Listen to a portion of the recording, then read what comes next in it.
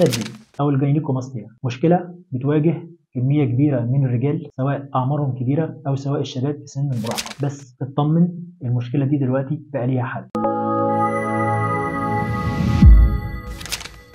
أنا دكتور أحمد الأدور، استشاري جراحات التجميل. في الفيديو ده هنتكلم مع بعض عن مفهوم التسدي. التسدي بالنسبة لنا هو كبر حجم الغدد اللبنية عند الرجال، بمعنى إن أنا كراجل الثدي بتاعي زي الثدي بتاع الأنثى. طيب هل ده في كل الأنواع؟ لا، في عندنا حالات أنواع بيبقى التسدي الغدة اللبنية حجمها الطبيعي مش كبير بس عندي دهون زيادة، ده اللي إحنا بنسميه تسدي كاذب. التسدي الحقيقي إن أنا بيبقى عندي تضخم في الغدد اللبنية فعليا. أسبابها كتير، من ضمن الأسباب الرجاله اللي بتلعب جيم كتير وبياخدوا انابوليك سترويدز وحاجات علشان خاطر تزود لهم حجم العضله. الحاجات دي للاسف بتكبر حجم الغدد اللبنيه، وبيبقى صعب بعد كده ان انت تنزل بالدايت او بالجيم، وبيحتاج ان انت تعمل عمليه جراحيه. الدرجات بتاعته 4 درجات. اول درجتين بالنسبه لنا بيبقى فيه تضخم في الغدد اللبنيه وبيبقى فيه معانا دهون متراكمه زياده. بندخل بجرح بسيط مخفي تحت الهاله البنيه، جرح نص دايره بالظبط، وبنعمل استئصال كامل للغدد اللبنيه وشفط لدهون الصدر. الدرجات الثالثه والرابعه بيبقى فيها غدد لبنيه ودهون زياده، بس بيبقى معانا ترهل بسيط في الجلد. الدرجه الثالثه بيبقى ترهل الجلد بسيط،